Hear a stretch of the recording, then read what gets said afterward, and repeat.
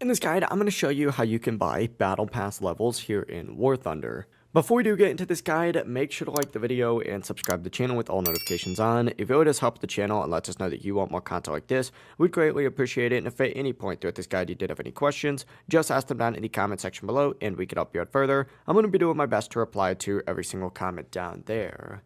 Now, starting off in the hangar, or in the main menu section, just look over on this left hand sidebar and you're going to see this battle pass section just like so.